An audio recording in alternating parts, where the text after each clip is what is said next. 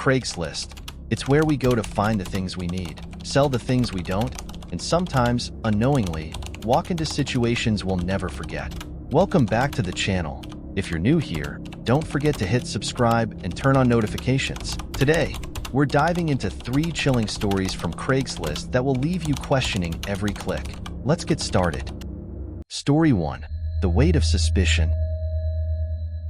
When Marcus decided to start a home gym, he thought Craigslist was the perfect solution to avoid the steep prices of new equipment. A quick search led him to countless listings, most of which were overpriced or looked like junk. But then, he stumbled upon an ad that seemed like a rare gem. Weights for sale, $150, great condition. The photos showed a full set of weights, including barbells, dumbbells, and weight plates, all neatly arranged in what appeared to be a home gym. The equipment looked used but well-maintained. The seller, a woman named Mary, wrote in the description that she was moving and needed to sell the set quickly.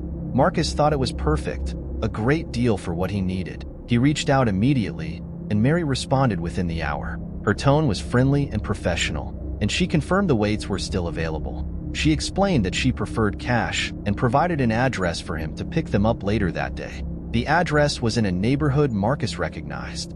It wasn't far from where he'd grown up, and while he hadn't been in the area for years, he remembered it as quiet and safe. Marcus told himself this was just another reason to trust the deal.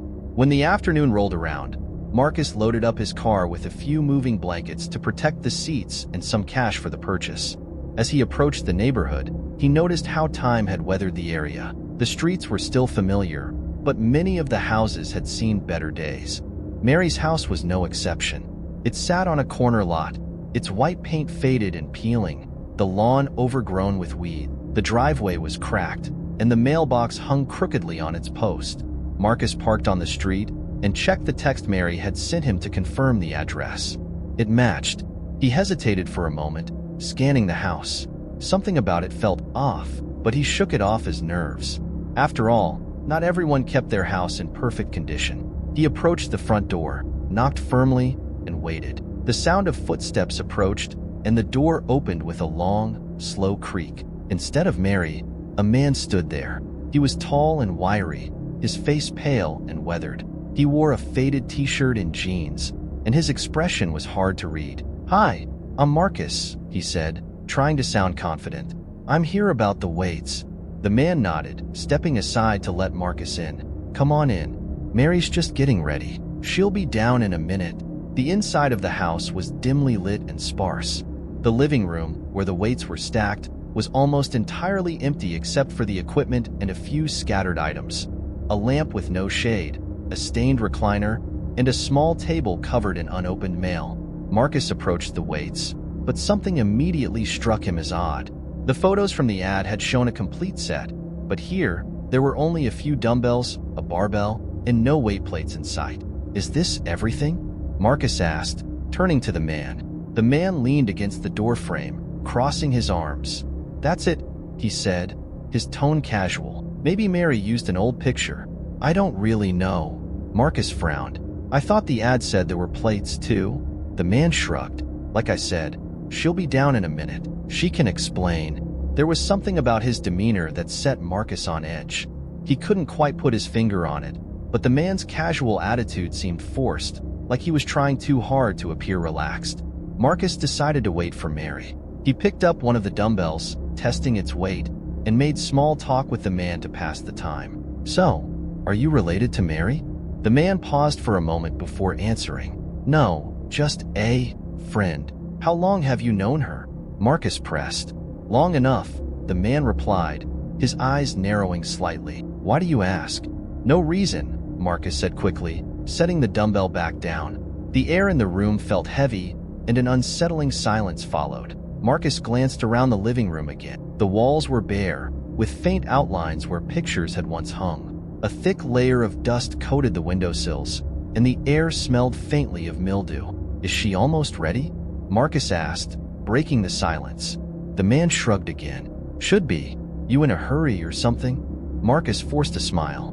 "Not really. Just don't want to keep you guys waiting." The man didn't respond, and the tension in the room continued to build. Marcus's instincts screamed at him to leave. Something about this situation didn't feel right, but he didn't want to jump to conclusions. After all, it could just be a harmless miscommunication. Still, he decided to test the waters. "You know what?" he said, feigning an apologetic tone. "I think I left my wallet in the car.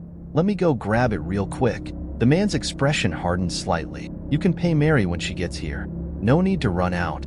It'll just take a second," Marcus insisted, already moving toward the door. The man didn't stop him, but Marcus felt the weight of his gaze as he walked across the room. The door, which had been slightly ajar, was now fully closed. Marcus gripped the handle and pulled it open, stepping outside as quickly as he could without running. The moment he was back in his car, Marcus locked the doors and started the engine. He glanced back at the house, and his stomach turned. The man stood in the doorway, watching him with a cold, unreadable expression. As Marcus drove away, his unease grew. What kind of person sells gym equipment and doesn't even know what's in the ad? And why was the man so evasive about Mary? He pulled over a few blocks away and called the police. While he wasn't entirely sure what to report, he explained the situation as best he could, emphasizing the odd behavior and the state of the house. Later that evening, Marcus received a call from one of the responding officers. "We checked out the house," the officer said. "You said a woman named Mary was selling the weights?" "Yeah," Marcus replied. "There's no Mary," the officer said. "The house has been vacant for over a year. The previous owner passed away, and it's been tied up in legal proceedings ever since." Marcus's blood ran cold. "What about the guy I spoke to?" The officer hesitated. "There was no one there when we arrived." The revelation left Marcus shaken. Who was the man in the house? What were his intentions? And what would have happened if Marcus hadn't trusted his instincts and left when he did?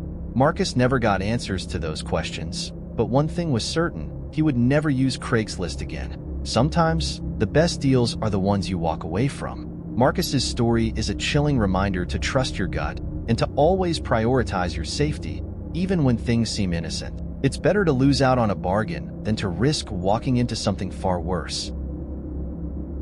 Story 2. The Room for Rent. When Sarah's lease was up, she found herself scrambling to find a new place to live. Rent prices had skyrocketed, and every option seemed to push her budget past its breaking point.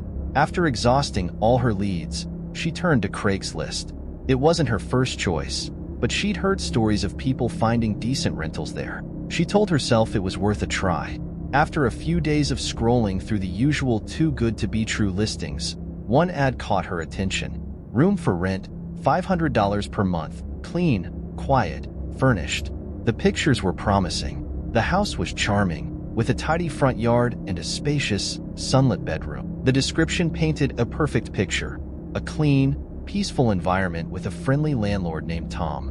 The price was lower than anything else she'd seen, and the location wasn't far from her job. Feeling cautiously optimistic, Sarah reached out to Tom. Tom replied within an hour. His email was polite and professional, thanking her for her interest and offering to set up a time for her to visit. They agreed to meet the next afternoon, and Tom assured her that the room was still available. When Sarah arrived at the address, she immediately noticed something strange. The house didn't look anything like the pictures in the ad. The front yard was littered with trash, discarded furniture, broken flower pots, and a rusting bicycle lay scattered across the overgrown grass. The windows were streaked with grime, and the paint on the siding was peeling. Sarah double-checked the address on her phone, thinking she must have made a mistake, but it matched. This was the place. She hesitated, wondering if she should just leave. But the thought of spending another week crashing on a friend's couch made her push forward. Maybe Tom was just bad at maintaining the exterior, she reasoned. She knocked on the door, and after a moment, it creaked open. Tom stood there, his disheveled appearance taking her by surprise.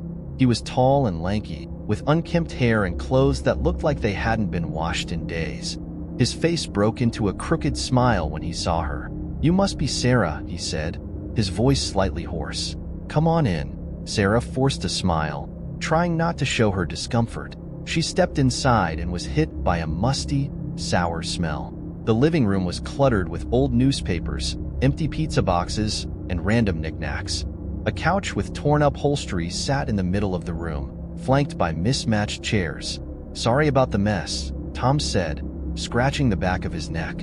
I've been meaning to clean up, but, life gets busy. Sarah nodded, her unease growing. Tom led her through the house, pointing out the kitchen and bathroom. Both were in similar states of disrepair, with dirty dishes piled in the sink and rust stains lining the bathtub. When they reached the room she'd seen in the pictures, Sarah felt a flicker of hope. The room was small but looked much better than the rest of the house. The bed was neatly made, and a small desk sat by the window, which let in a soft stream of sunlight. It wasn't the spacious, airy room from the ad, but it was decent enough. Tom stood in the doorway, watching her closely. So, what do you think? Sarah hesitated. It's nice, but the house is a bit different from the pictures online. Tom laughed awkwardly. Yeah, I should probably update those. Those pictures are a few years old, back when I had more time to keep the place up. But the room's in good shape, and that's what matters, right? His tone was casual, but something about his smile felt forced. As they talked, Tom's behavior became increasingly odd. He shifted his weight from foot to foot, his eyes darting around the room. He asked Sarah strange, personal questions, how often she was home, whether she had family nearby, and if anyone would be helping her move in. I like to keep things quiet around here, he said. No loud music, no parties, no visitors late at night. You'd be okay with that, right? Of course, Sarah said, her voice tight. Tom's smile widened. Great. I think you'd fit in here perfectly. As the tour wrapped up, Sarah felt an overwhelming urge to leave. She thanked Tom for showing her the house and told him she needed some time to think it over. Tom's demeanor shifted. What's there to think about? He asked, his tone sharper than before. It's a great deal, and the room's not going to stay available forever. I just want to weigh my options, Sarah said, trying to stay polite. Tom stepped closer, his gaze intense. You seem like a good fit. I don't want to waste time showing the room to other people if you're serious. Sarah's pulse quickened. She glanced at the doorway, calculating how quickly she could get to it if she needed to. Finally, Tom stepped back, his expression softening. Take your time, he said with a shrug. Just let me know soon. Sarah nodded and made her way to the front door, Tom following closely behind. As she stepped onto the porch, she felt a wave of relief. She muttered a quick goodbye and walked briskly to her car. When she got home, Sarah called a friend and told her about the experience. You should report that guy, her friend said. It sounds like a scam, or worse. Sarah agreed, but wasn't sure what she could report. Nothing illegal had happened, and she didn't have any solid proof that Tom was dangerous. Still, the experience left her shaken. She decided to move on and keep looking for a place to live. A week later, Sarah came across an article online that made her stomach drop. The headline read, Condemned House Used in Rental Scam. The article detailed how multiple people had been lured to a dilapidated house by fake Craigslist ads. The so-called landlord would disappear after collecting deposits from potential renters. Sarah read the description of the house and knew it was the same one she'd visited. She felt a chill run down her spine as she realized how close she'd come to being scammed, or worse. Sometimes the red flags are there. We just have to trust ourselves enough to see them. Sarah's story is a reminder that not everything online is what it seems. If you're ever in doubt, walk away. No deal is worth putting your safety at risk. Story 3. The Roommate.